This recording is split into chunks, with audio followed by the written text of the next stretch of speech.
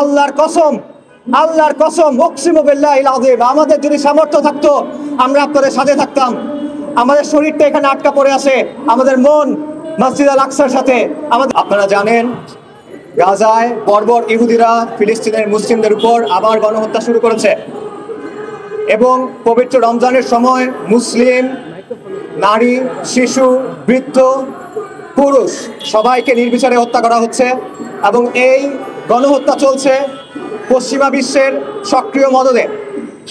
আমরা এর প্রতিবাদে আজ এখানে উপস্থিত হয়েছি। আপনারা প্রশ্ন করতে পারেন, ফিলিস্তিনে গণহত্যা হচ্ছে, এর জন্য এখানে প্রতিবাদ করে লাভ কি? এটা কি কোনো দায় সারা কর্মসূচি? এটা কি মুখ রক্ষার কর্মসূচি?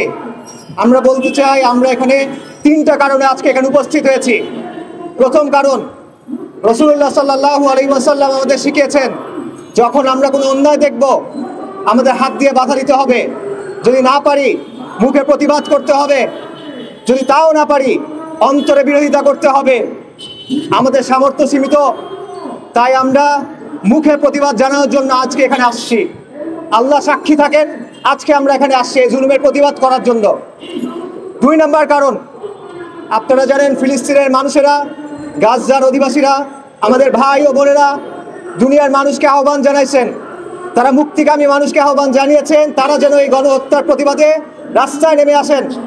তারা মুসলিম উম্মাহকে আহ্বান জানিয়েছেন তারা যেন ইসরায়েলি আগ্রাসনের বিরুদ্ধে, জায়নিস্ট গণহত্যার বিরুদ্ধে, ফিলিস্তিনের পক্ষে, মসজিদ আল আকসার পক্ষে রাজপথে নেমে আসেন। আমাদের ভাইরা ডেকেছেন, আমরা সেই ডাকে সাড়া দিয়েছি। ইয়া আহলাল গাজ্জা, হে বাইতুল মাকদিসের অধিবাসীরা, হে সম্মান ও মর্যাদার অধিকারীরা, আপনারা সাক্ষী থাকেন। শাহজালালের মাটি থেকে আপনারা সালাম দেন, হাজী শরীয়তুল্লাহর মাটি থেকে আপনারা সালাম দেন, মুসলিম বঙ্গ থেকে আপনারা সালাম দেন। আপনারা ডাকছেন, আমরা আসছি, আমাদের সামর্থ্য সীমিত। আল্লাহর কসম, আল্লাহর কসম, উকসিমু বিল্লাহিল আযীম, আমাদের যদি সামর্থ্য থাকতো আমরা আপনাদের সাথে থাকতাম। আমাদের শরীরটা এখানে আটকা পড়ে আছে, আমাদের মন মসজিদ আল আকসার সাথে, আমাদের অন্তর বাইতুল মাকদিসের সাথে।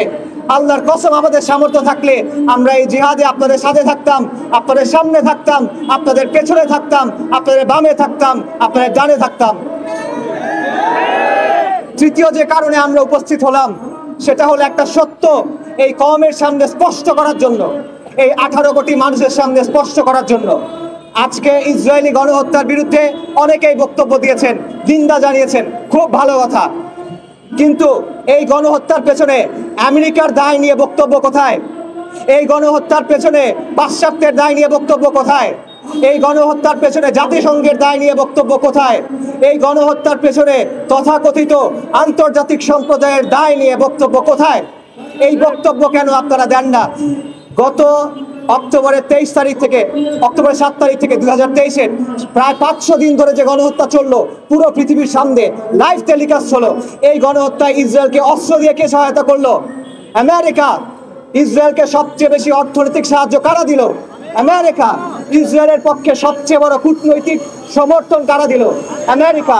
ইসরায়েলের পক্ষে সবচেয়ে বড় রাজনৈতিক সমর্থন কারা দিল? পশ্চিমা বিশ্ব। সেই পশ্চিমা বিশ্বের ব্যাপারে আপনারা চুপ কেন?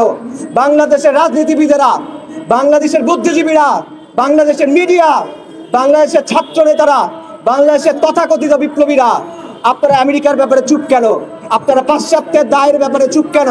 এখানে আপনারা কথা বলতে ভয় কেন পান? আপনারা যখন পশ্চিমের ভূমিকা নিয়ে চুপ থাকেন, তখন ভারতের মাটিতে বসে আমেরিকান ন্যাশনাল ইন্টেলিজেন্সের ডিরেক্টর তুলসী গ্যাবার্ড বাংলাদেশের ব্যাপারে, বাংলাদেশের মানুষের ব্যাপারে ন্যাক্কারজনক মিথ্যা বক্তব্য দিয়েছেন। তিনি বলেছেন বাংলাদেশে নাকি সংখ্যালঘুদের উপর মারাত্মক আগ্রাসন নির্যাতন চলছে। এটা হিন্দুত্ববাদী প্রপাগান্ডা, এটা হিন্দুত্ববাদী মিথ্যাচার। যে এই মিথ্যাচার তুলসী গ্যাবার্ডের মুখে উচ্চারিত হয়েছে, আমরা শক্তভাবে, তীব্রভাবে এই মিথ্যাচারের নিন্দা জানাই। বাংলাদেশে 5ই আগস্টের পর আলেম ওলামারা মানুষকে নির্দেশ দিয়েছেন যেন অন্য সম্প্রদায়ের ঘরবাড়ি নিরাপত্তা নিশ্চিত করা হয়। বাংলাদেশে চট্টগ্রামে আমাদের মুসলিম ভাই অ্যাডভোকেট আলেফ, নারীদেরকে হত্যা করা হচ্ছে, তাদের চোখের সামনে জনপদগুলো ঘুরিয়ে চুরমার করে দেওয়া হচ্ছে। আজকে তারা কেন তাদের মুখের মধ্যে তালা লাগিয়ে মুখ বন্ধ করে আছে?